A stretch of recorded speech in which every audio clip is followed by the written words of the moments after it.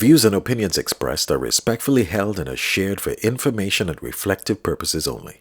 They're not intended as a substitute for professional care, nor should they replace advice from your clinician, therapist, or health provider who understands the specific details of your personal situation. What I share reflects the most truthful viewpoint I can offer at the time of this recording. As the Holy Spirit continues to reveal deeper understanding, I reserve the freedom to revise, expand, or even contradict previous perspectives because growth is part of the journey. Welcome to Well-Being with CJ Harrell. Candid conversations about life, health, and faith that encourage us to pursue our best selves. Here's CJ.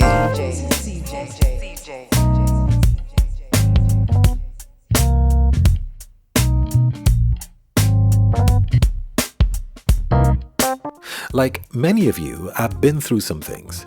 I've walked through seasons that forced me to confront myself, seasons that stretched me, broke me, and required me to rebuild from the inside out. I fought hard to come out of those experiences functioning at a higher level than when I entered them. I reevaluated and repositioned every relationship in my life. I did the inner work, strengthened boundaries, deepened my faith. I clarified my identity as an image bearer. And now, with multiple creative initiatives in motion, a new vision unfolding, momentum building, I still find myself having many moments when I quietly think, I feel a bit displaced in the world. And there are times when I just don't know what to do with my life. Not because I don't know who I am, but because knowing who you are doesn't always automatically tell you what to build next. And when you've been through the fire, when life has shown you how fragile and temporary some pursuits really are, you don't just want to build something exciting. You want to build something that lasts. Today, I want to talk about what happens when purpose feels unclear, even though your identity is anchored. In today's episode, identity versus direction.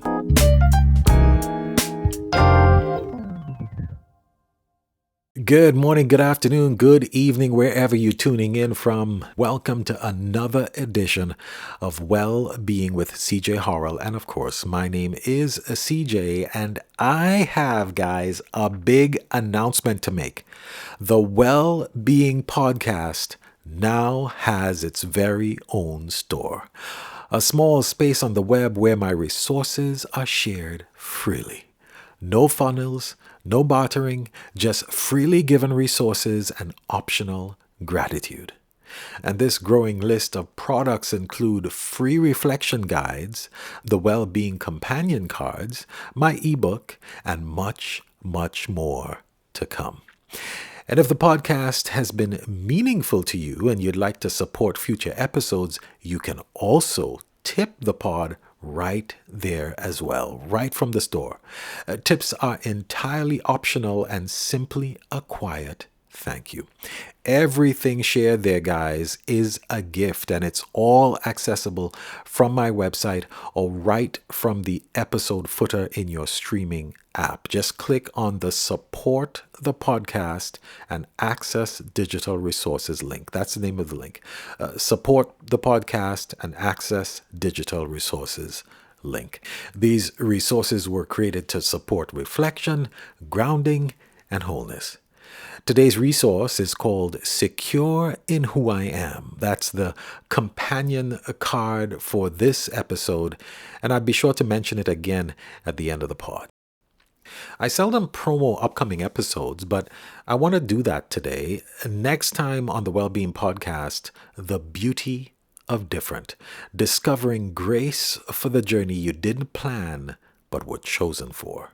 In this episode, I sit down with my longtime friend and former colleague, Alicia Lafourcade, for a powerful conversation about motherhood, resilience, and redefining what strength really looks like. Years after raising her 2 children, Alicia unexpectedly became pregnant again. What followed was a journey she never planned, but one she was chosen for. Her daughter Trinity was born with Down syndrome, and from that moment forward, life expanded in ways she never imagined. This conversation isn't just about diagnosis, it's about identity, it's about courage, it's about challenging misconceptions and seeing worth beyond labels. As we acknowledge Down syndrome awareness, this episode invites us to move beyond awareness into understanding and beyond sympathy into dignity. We talk about fear, faith, advocacy, exhaustion, joy, and the grace it takes to walk a road you never mapped out. Sometimes the journey you didn't plan becomes the place where your heart grows the most. This conversation is coming up soon on the Wellbeing Podcast with CJ Horrell. Remember the title, The Beauty of Different. I had a very interesting experience this week. There are times when I hear a song and the lyrics shake me. My sister wrote a song to commemorate our mother's passing titled When It Rains, and there's a line that says, and I quote, "Never thought I could live to lose a love like you, lost, gone away, my pearl of price, only for a time." End quote. The lyric is obviously an ode to our mom, but the last time I listened to it, that line struck me differently. In that moment, I realized that the love I've lost lately is love of self. Yeah. Guys, I'm going to get a bit vulnerable today, okay? So be forewarned. I haven't consistently been patient, understanding, and compassionate as I need to be with myself. For example, and in full transparency, I let the entire month of February go by without completing production of some of the Wellbeing Podcast episodes. And some of you who follow me consistently would see the break between podcasts. I became overwhelmed just as the new season of the Wellbeing Pod was going into production, and I really began to beat myself up about it.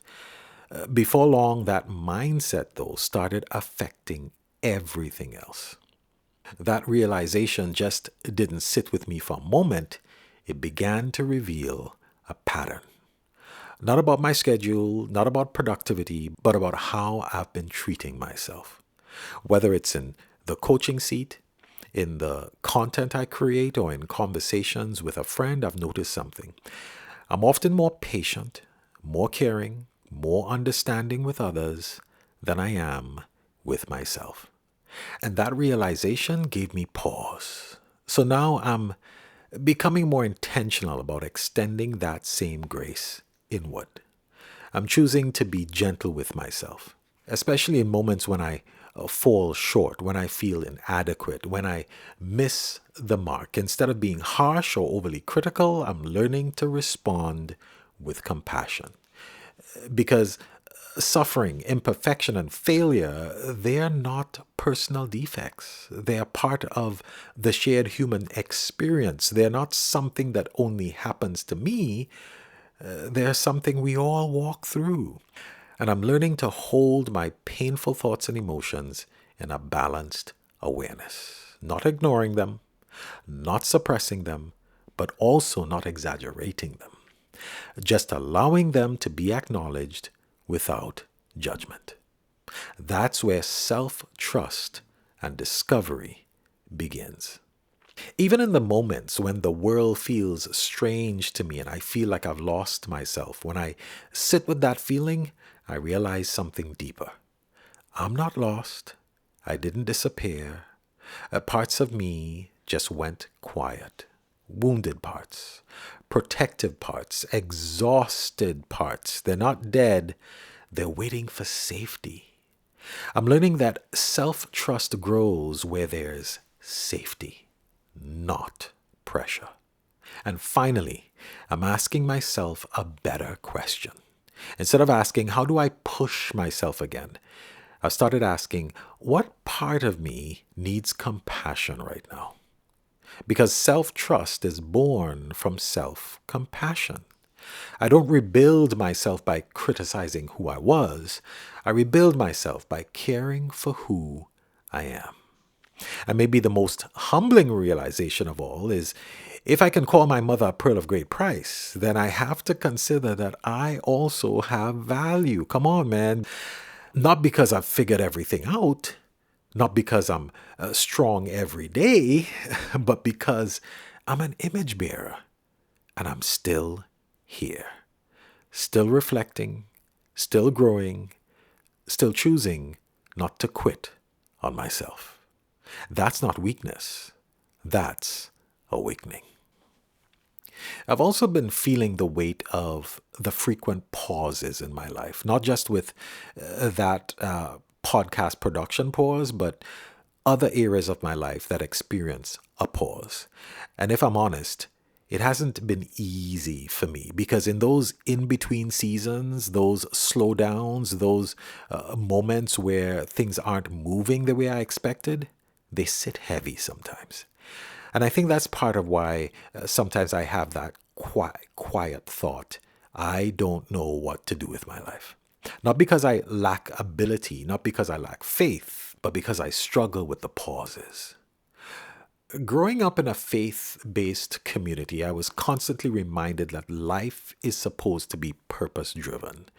There was always an emphasis on aligning your actions, your decisions, your goals with something deeper, a meaningful why that goes beyond profit, beyond applause, beyond self interest.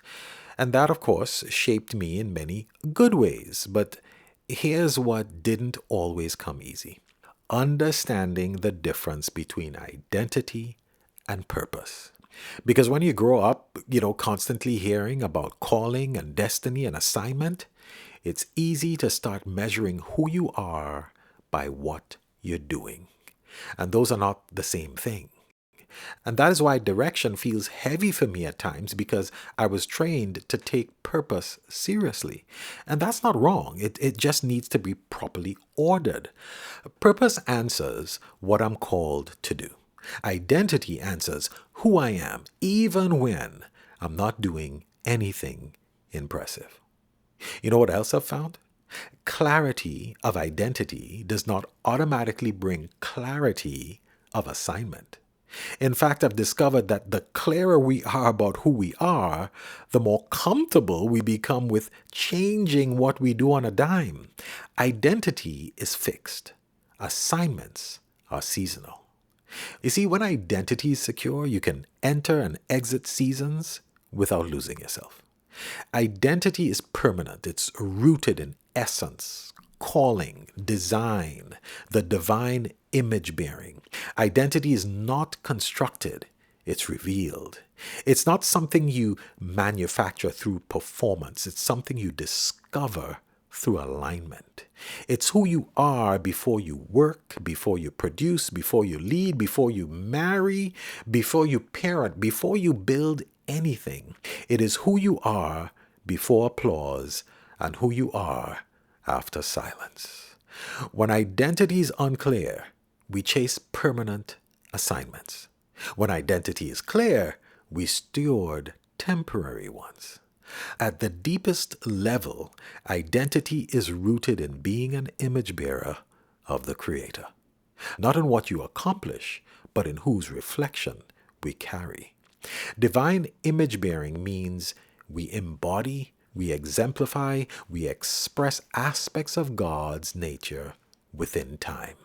That's why identity is stable, because it's not anchored in culture, it's not anchored in trends, it's not anchored in opportunity, it's anchored in origin. And origin precedes assignment.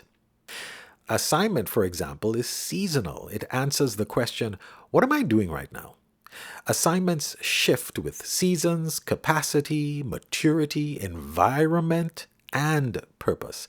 Assignments are simply the seasonal stage in which essence, calling, design, and image bearing are expressed. That is why they can change, because expression shifts with time, but identity does not. What I've realized in my own life is that confusion happens when we reverse them. For example, if I think my assignment is my identity, I will resist change. If I lose an assignment, I will feel like I've lost myself. If a season ends, I will interpret it as a failure instead of transition. But maturity allows movement. The more secure I am in identity, the freer I am to pivot. I can release an assignment without crisis because I'm not losing myself. I'm just changing expression. Because sometimes feeling misplaced is actually evidence of growth. Sometimes we have to ask ourselves, have I actually lost myself? Or have I just outgrown the room I was in? Or has God repositioned me internally before positioning me externally? And then there's fire. Have you ever noticed how sobering life's heartaches can be? The most chaotic or painful fires in our lives often bring the most profound clarity, revealing how fragile and temporary some pursuits really are. So I'm learning how to not be dismissive with my feelings and emotions because when you've seen fragility, you don't want to waste your life. I've seen how temporary platforms are. I've experienced relational loss. I've learned to value eternal over temporal.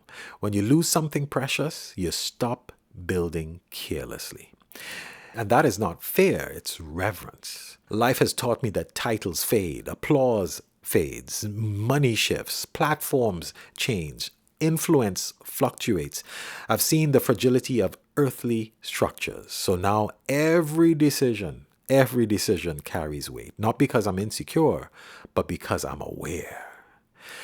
But reverence without movement becomes stagnation. Awareness must be paired with courage. So now I'm more intentional about anchoring, assessing, aligning, and then acting in my process. And I want to talk about that. Anchoring, assessing, aligning, and then acting in my process. This is how it works for me. Anchor. I ask myself, who am I? Not my title, not my platform, not my productivity. Who am I as an image bearer? That grounds me. I begin to assess what has changed in my life. What no longer fits? What no longer excites me? What feels forced now? This prevents me from building from an outdated or carnal minded identity. And then I align. What reflects who I am now? Instead of asking, what will make me successful? I ask, what expresses who I've become? Direction should be an expansion, not an escape. And then that's when I act. I sometimes move without needing the full blueprint. And this is critical. Clarity does not precede movement 100% of the time. Sometimes clarity follows obedience. So I can say, I don't need the whole staircase. I just need the next faithful step. Listen, I still don't have it all figured out, okay? But I'm choosing to be kind to myself in the process. I'm becoming more mindful of my self-talk because the way I speak to myself either creates safety or it creates pressure. As I mentioned before, I've learned something important. Self-trust grows in safety, not in criticism, not in urgency, CJ, and not, most definitely not, in shame.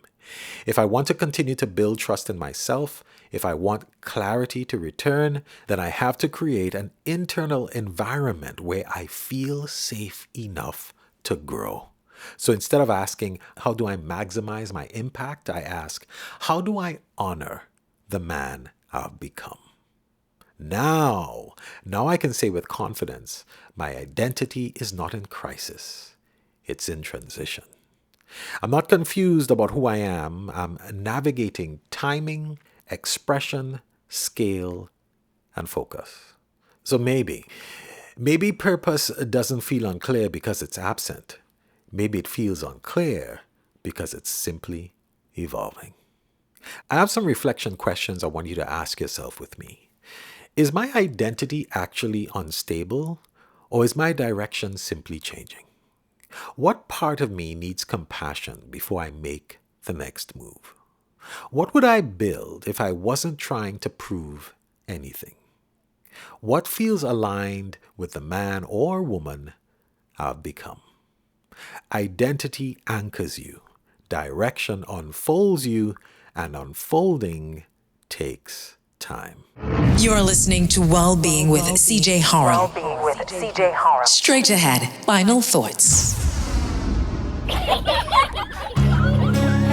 Every life tells a story, but too often those stories are lost with time. The laughter, the lessons, the wisdom gone before the next generation can hear them.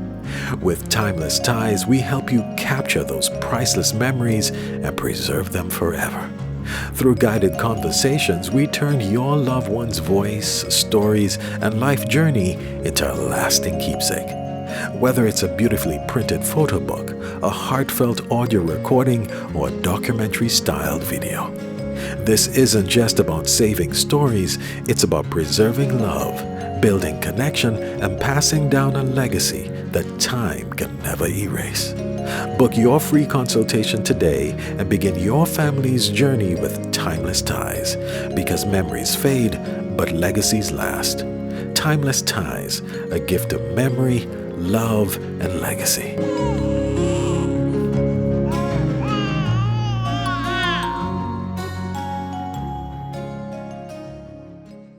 Colossians 1:17 says, He existed before anything else, and He holds all creation together. Even in the midst of emotional quicksand and shifting ground, He still holds me and everything around me together. I am knit together by His steady hand, and I'm learning that when life happens, I have to not care. I know it sounds strange. I don't mean that in a dismissive way. I don't mean that I become careless, irresponsible, or emotionally detached. I don't mean I stop loving deeply or showing up fully. What it means is this: life challenges don't get to define who I am. They don't get to sit on the throne of my identity. They don't get to narrate my worth. They don't get to burden me to the point of despair. I'm learning the difference between caring and carrying. I can care about what happens without carrying it as proof that something is wrong with me. I can acknowledge pain without allowing it to rename me. I can grieve loss without surrendering to hopelessness. There was a time when every disruption felt personal. If something failed, I felt like I failed. If someone walked away, I felt abandoned at my core. If a plan collapsed, I felt like my future collapsed with it. But I'm realizing events are real, but they're just not ultimate. Life happens to everyone. Storms don't discriminate. Seasons shift without asking permission. But I don't have to internalize every storm as a verdict against me. Not caring in a healthy sense means I refuse to let circumstances overrun my soul. It means I step back and say, this happened. It hurts. It matters. But it's not my identity. It means I guard my inner world, because despair doesn't just come from pain. It comes from believing the pain gets the final word. And I'm no longer giving pain the final word. I'm learning to hold my life with open hands instead of clenched fists, to respond instead of reacting, to breathe before I interpret, to pray before I conclude. I'm learning emotional detachment from outcomes, not detachment from responsibility, not detachment from love, but detachment from the illusion that everything must go right for me to be okay. I can care deeply and still remain anchored. I can feel disappointment and still stay grounded. I can face uncertainty and still know who I am. Life may happen, loss may come, plans may shift, but I will not collapse under the weight of what I cannot control. Because my identity is not fragile and despair is not my destiny. What I'm really learning is this: peace is not found in controlling circumstances. Peace is found in refusing to let circumstances control me. Today's resource is the Well-Being Companion card, Secure in Who I Am. It is a reflective practice deck designed to help you reclaim your security, restore anchored identity, and live from who you are rather than what you do. In a world that constantly defines us by labor, performance, and productivity, these cards gently call us back to a deeper truth. You're an image bearer of God, created with intention, reverence, and purpose. You were created to embody, exemplify, and express the character of God in everyday life. Through the power of the Holy Spirit, God forms in us 8 essential pillars for healthy living: faith, virtue, wisdom, self-control, perseverance, godliness, brotherly affection, and love. Each card invites you to detach your identity from occupation and external validation, strengthen your emotional and spiritual grounding, cultivate integrity, resilience, and self-mastery, practice well-being as a lived, embodied experience, and reflect God's character in real, practical ways. This is not a deck for motivation alone, it is a companion for formation, helping you to move from insecurity to stability, from drifting to anchored living, from role-based identity to God-rooted wholeness. Download yours today, and while you're there, take a look at my other well-being resources, shared freely, no funnels, no bartering, just freely given resources and optional gratitude. And hey, if the podcast has been meaningful to you and you'd like to support future episodes, you can also tip the pod right there as well. My friends, remember to share this episode with someone who needs it. Let's make well-being more than just a conversation. Let's make it a movement. There's a space for you here. I'm better with you. Thanks for listening. Stay tender, stay courageous. Until next time.